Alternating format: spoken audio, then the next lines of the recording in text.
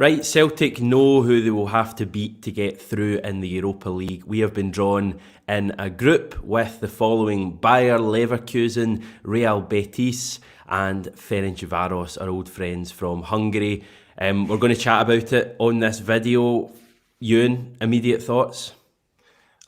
Oscillating wildly between genuine optimism, thinking, "Oh, that was horrible," and being excited. I think it's just I think that's the normal reaction to most Europa League draws. But it's exciting. There's at least two teams there that would be amazing away days. Both, I mean, hopefully will bring fantastic fans with them. So it's a chance for revenge against Ferencvaros, which is always welcome. So no, I'm excited. I think it could have been a lot worse as well. So. I think there's a lot of similarities with the group we had a couple of years ago that we completely romped in the end. You've got the glamour of a couple of teams from so-called bigger nations. Will they take it quite as seriously as we will? I think that's often a question you can ask in the Europa League. Will Betis and Leverkusen care as much about the Europa League as they do the domestic form? And our Cluj this time round is Ferencvaros. A bit of a chance to get a bit of revenge for what happened last year. Full stadia, all of that kind of stuff. Celtic in a much better place. I'm delighted with the draw. I think it's excellent. I think it gives us glamour. All 6 games are going to be quite glamorous. Leverkusen are a big club, a big club in Germany. Betis are a huge club in Spain. I think they're maybe the fourth biggest, I think, after Atletico Madrid and the big 2 in Spain. They're a huge club. And Ferencvaros are a massive club as well, and obviously the last time we went over there we didn't get to play in front of fans, so this time round it's going to be very exciting. In fact, we didn't go over there at all, did we? We played them at home. No. It was a one-legged game. My mind's playing tricks on me, but anyway, we'll get to go over to Hungary this time and play in a hostile environment. All 6 games are going to be brilliant, and I think we've got a real good chance of progressing in the Europa League. And obviously with the new format, even if we can't manage a top 2 spot, 3rd place parachutes into the Conference League. So I think we're laughing, honestly. Yeah, it's just, I mean, getting in the first place was an achievement. I know you and David went over that last night, it was an excellent video, if you don't mind me saying. So I'm still kind of buzzing off. Well, that's allowed. I'm still kind of buzzing off that as well. So yeah, just being there and then taking on teams of this stature it's just gonna be great. I'm really looking forward to it. I think like a couple months ago we would have looked at this with utter dread, and now it's exciting. We've got exciting games in Europe, and yeah, fine. It's not a Champions League, but I think we're building that way. And yeah, these are great games. These are great games. I'm really excited about it. I can tell in your voice that you're absolutely buzzing. You wish all the games happened tomorrow night at the rate we're going. Right, we're going to work our way through the teams then. You've been tasked with a couple of them, starting with the team that came out from pot 1, Bayer Leverkusen. I think they were maybe 3rd or 4th kind of top rated in terms of coefficient. They're not a Napoli, but they're a very good side. They're a really good team, and their transfer activity has been pretty stellar. I think someone at Bayer Leverkusen obviously plays FM because of some of the players they've brought in. So you've got Patrick Schick, who was Scotland's Euro 2020 David Marshall fame. Yeah, so I think any calls to re-sign David Marshall's backup have kind of gone out the window now. They've got Mitchell Bakker, who Celtic were sort of tenuously linked with. They've got him from PSG. He's a player, and he was really good in the Champions League last season. You've got Amin Adli from Toulouse. He's been on the radar of a few big clubs for quite a while now. I don't know if you remember Piero Hincapié from the Copa America. Celtic were tentatively linked with him again. Does he play with them? He does. He moved this summer. So, and I've also got Kosunu from Club Brugge. So they spent the thick end of 50 million quid, and you can tell they have lost a lot of experience though. So Lars and Sven Bender, they've both gone. Obviously, Leon Bailey went to Aston Villa to replace Jack Grealish, so that's a big miss. And Wendell, who I thought was a really underrated left back in a European standard anyway, he's now at Porto. So the obvious interest there is, Jeremy Frimpong making a Celtic Park return. They've also kept Jonathan Tah, who is he's one of the better rated centre backs in the Bundesliga as far as I know. Yeah, very dangerous team. But the kind of tie that you want, it's a real benchmark. So They're a good side. They're definitely a good side with some good players. And as I say, it remains to be seen how much they fancy it. I think in recent years they've come through their group stage, maybe the last 3 or 4 years whenever they've been in. So that tends to suggest they will take it seriously. I know every team takes it seriously, but I think they will, put all their efforts into qualifying. But they're not a team I don't think we should be too fearful of, really. I mean, better teams than Leverkusen have come to Celtic Park in the last 5 or 6 seasons and lost. I mean, I think Leipzig, when we beat them at Celtic Park, were probably a better side than Leverkusen are at the moment. So we'll wait and see with that one. No? I don't know. I think man for man, I think this is probably a stronger Leverkusen side than the Leipzig team that came to Celtic Park. But that's obviously subjective. But I think there's players who have been to latter stages of European competition before. So I would say in terms of experience, they're probably man for man a little bit better. But I think you can make the comparison though, because a lot of that Leipzig team have gone on to do fantastic things. But I would say at this moment in time, I'm sorry to argue with you like that, Hamish. It's unbecoming. But, embarrass me in front of all our wonderful viewers. Karim Bellarabi, another excellent player. Who plays for Leverkusen. He's just been around for years. Jeremy Frimpong, how do we feel about Jeremy Frimpong coming back to Celtic Park? I was actually thinking that strangely in the shower this morning. What kind of reaction is Frimpong going to get when he comes back to Celtic Park? I don't really see much need for it to be negative at all. No. As much as he left at a kind of a disappointing time, and I would have liked to think that Jeremy Frimpong could have stayed at the club and certainly been producing for us at the moment. We could certainly do with him. I don't think there should be too much bad feeling towards Frimpong. He was such a likeable character. I think he always gave his all for the club. The fans just took to him. He gave us some great memories, albeit in a short period of time. Do you think that's how the majority of the Celtic support will feel on this one? I could never claim to speak for I could never claim to speak for the Celtic support, but at the same time, I'd be really, really surprised if it was. I imagine it'd be a fairly tepid reaction. To be honest, give us a quick gauge, guys, in the comments. Just briefly, Frimpong, what's the reaction? Really positive? Will you applaud him back at Celtic Park? Sorry, carry on, Euan. I mean, he made us 11 million quid from, I think, less than $500,000 we paid for him for development fees. So, I mean, he came and got into the team really, really quickly, exceeded all our expectations. Always said he was ambitious and moved to a really respectable club in a really respectable league. So I don't really see what the problem would be. He didn't let us down at all in terms of how he left. I mean, obviously, he kind of left us in a bit of a sticky situation with Hatem Mohamed also going, but that's not really his fault. So, no, I'd be surprised. I mean, people are, entitled to their opinions, but I speaking personally, I've got no problem with the guy whatsoever. So I think most people are kind of positive, no problem with Frimpong, couldn't care less. Applaud, positive, good bit of business. I think you raise a good point. The fact that we sold Frimpong for a lot of money, I think in a way means that he should probably get a good reaction because he's brought in the money that has hopefully helped us fund the rebuild, or certainly part of it this summer.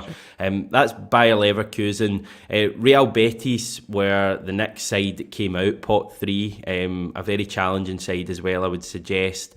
I watch a fair bit of La Liga. I would say it's probably my second kind of top league in terms of the ones I watch behind Scottish football. The first thing to point out about Real Betis, I think, is just how big a club they are, and how many similarities there are between them and Celtic. They play at a 60,000 all-seater, which is pretty much the same as us. They sell that out for pretty much every game. Certainly, the bigger games, when the big teams visit, it's a really hostile atmosphere at the stadium they play there in Seville, and obviously the fact they play in green as well. I think they have links to I think an Irishman helped to found the club a long time ago, whereas across the city FC Sevilla were founded by a Scotsman, I think. So there's links all over that part of the world to when football originated in that part of the world to this country, but they do have links to Ireland, and I think they'll be quite a good opponent for us in more than one way. I think it's going to be a great trip for Celtic fans, obviously going back to Seville for the first time in 18 years. Obviously, we're in the midst of a pandemic, and I think Spain's still quite up in the air at the moment. But you would certainly, if restrictions allow travelling, you would expect a lot of Celtic fans, I think, to go over to Seville. I don't think it will be 80 or 90,000 like it was last time, but I think we'll get a lot of Celtic fans over for that one. They're managed by Manuel Pellegrini, who's the former Manchester City and West Ham manager. In terms of key players, I think William Carvalho, the kind of Portuguese international, you might remember him from the Euros, and Nabil Fekir are probably their two best players. They do also have Marc Bartra, the former Barcelona player. I think he even played the night we beat them at Celtic Park 9 years or so ago. In fact, he definitely did, because he was the one who let that long free kick loop over his head that Charlie Mulgrew nearly scored from. So he still plays with Betis. He'll obviously be familiar with the atmosphere there. In terms of La Liga this season, they've started kind of nervously, started with 2 1-1 draws against recently promoted sides, but they did finish 6th in the Spanish league last season, ahead of the Europa League winners Villarreal. So they're going to be a real tough test. Again, you just wonder how seriously they will take the Europa League. Having said that, though, this isn't like in general, Spanish teams seem to take Europe quite seriously, not really like English sides, maybe, or Italian sides. And especially Betis, they aren't in Europe that often, really.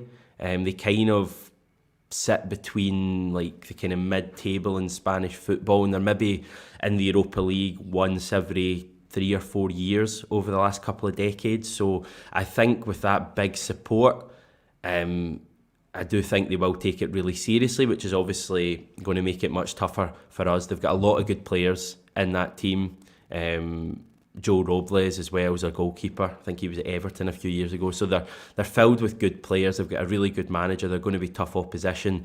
But I just think it's a tie to really whet the appetite. I've got their kit here as well that I'm absolutely going to have to burn shortly after this video. It's an absolute cracker, but I'm definitely going to have to burn that now.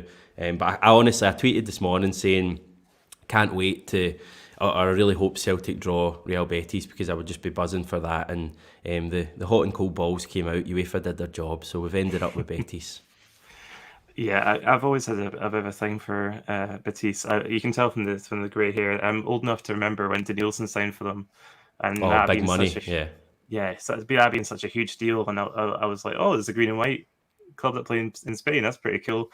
And I kind of I've read a bit about their history. I think it was when Joaquin was sort of emerging as a top player. I remember there was a story in 442 about one of their oldest fans who used to bake bread in the shape of their club crest and take it to every game and wave it around. So it's kind of amazing folklore there. But really historic club, a fascinating club in terms of history. And Spanish teams, for sure, are teams to be wary of in the Europa League. As I say, they take it very, very seriously. And I think, you can tell from their coefficient and how many teams they get in European competition, that's a league not to be trifled with in European competition. So I think they'll give us a tough test. I think it's one we could win at home, but I think there'll be quite a foreboding atmosphere over there. So probably of the big clubs, I may regret saying this, but of the big clubs that are represented, I think they're probably one of the kinder ones we could have drawn, just in terms of where they are in their own league. But fascinating club. And they've got great supporters, so I'm excited for that one. It should definitely be tasty. Joaquin, you mentioned him there. I think he's still playing. He must be. So, yeah. He must be 40 or 41 at least at this stage. He's just been around forever. He's the former Valencia player. He started his career out at Betis. In fact, he's played most of his career at Betis. He's just going to be another big name to come to Celtic Park. There's going to be so many of them in this group. Maybe not quite as many in the Ferencvaros team, Euan, but it's a team we know about, obviously, from last season, right at the start of last season, a year ago, basically, when they dumped us out of the Champions League 2-1 at Celtic Park. How much do you think this Ferencvaros team has changed since then? Not a significant amount, I would have thought. They've brought in a Serbian left winger called, I'm going to butcher the pronunciation, so I apologise if there's anyone from Serbia watching, but Zeljko Gavric, who came from Red Star this summer. He was their sort of marquee signing. He looks pretty dangerous. I had a quick look at some of his highlights. I know YouTube highlights are kind of a lottery, but I had a look. Just he seems like a pretty good player. Just due to the nature of the fixtures and how that's progressed. Ferencvaros are actually 10th in the Hungarian top flight at the moment, but don't take too much from that. They've only played 2 games, one lost the other. So no, I don't think they're tremendously different. I think they've got quite a good stadium. It's 22,000 capacity over there, in I think it's the Groupama Stadium it's called. And they're in the Europa League, having come out of the qualifiers. They for the Champions League side, they got beaten by Young Boys Bern, which is quite a difficult opposition to face in qualification. Probably AZ Alkmaar on that level. So I don't think they've changed a lot. I would be wary of going over there for sure, but I think, there's going to be a lot of players who want to get revenge on them, and they're a team that we should beat. But then, famous last words and all that. But yeah, they've got off to a relatively slow start this season. I think that works in our favour. Yeah, I just think the aspect of revenge is there for us. That revenge we had a couple of years ago when Cluj were in our group, and it's a funny thing to put your finger on, but I think when they turn up at Celtic Park, I'm not saying we're going to make it like Rangers are visiting or anything like that, but there's going to be something in the air when they turn up at Celtic Park that we're wanting to put them back in their place, or certainly show them that we're better than we showed in that game a year ago. I'm really looking forward to it as well. I take it Rebrov is still in charge at Ferencvaros. It's Vesmanology. Formerly, I watched a couple of their games. Was he? Was it Sergei Rebrov? I think he played for Spurs, didn't he? Someone in the comments will know. Before my time, mate. Well before my time. But I watched a couple of their games in the Champions League last season. I watched a couple of the games. I had the goal show on and saw some of their games. I think they were in a group with Barcelona and Juventus, and I think they maybe took the lead in the Nou Camp or something like that. Dynamo Kiev, I think from memory, were the other team, and they kind of did all right. So it's going to be interesting to see how we match up with them. I think if you can take 4 points from them and hopefully beat the other 2 teams, Leverkusen and Betis at home, then that would take us on to 10 points. I think that's kind of your blueprint to make the top 2. But I repeat, we've got the option there if we don't finish in the top 2 to finish third in our group and drop into the Conference League. Now, I'm not saying we should be going for that at all. Obviously, we want to try and progress in the Europa League, but that Conference League is much weaker than the Europa League. Now, I know Europa League teams will drop into that, etc., and it'll probably get stronger as a result, but there's a chance there for us to do some damage in that competition. So, anyway, your signal is going, Euan, so I think we'll wrap it up there, mate. But I appreciate your time, big time. Appreciate everyone for joining us in on this video. I do have one final thing to mention, and to be honest, he sent me some photos, but I can't actually find them now. Things have been so hectic today. Remember the guy Ryan Dooley, who we had on the channel a couple of weeks ago? He's the guy who's walking from Celtic Park to Anfield, and he's doing it for the Teenage Cancer Trust. Well, he sent me an update yesterday, in fact this morning, saying that he's across the border, and he watched last night's game on his iPad. Now, he's 65% of the way towards his target of £2,000. So let's just see if the wonderful, and I know you are wonderful people of 67 Hail, can help Ryan across the line. He's a great guy, and it's for a great cause. And as I say, he's only, 35% away from making it. I'm going to stick his Just Given link below in the description. And I'll see on tomorrow's video if I can attach the photo as well, because it's brilliant, him at the border with the Celtic top. So great stuff, well done Ryan. Euan, sort your internet connection and I'll catch you soon, mate. Okay. Thanks everyone, take care and hail.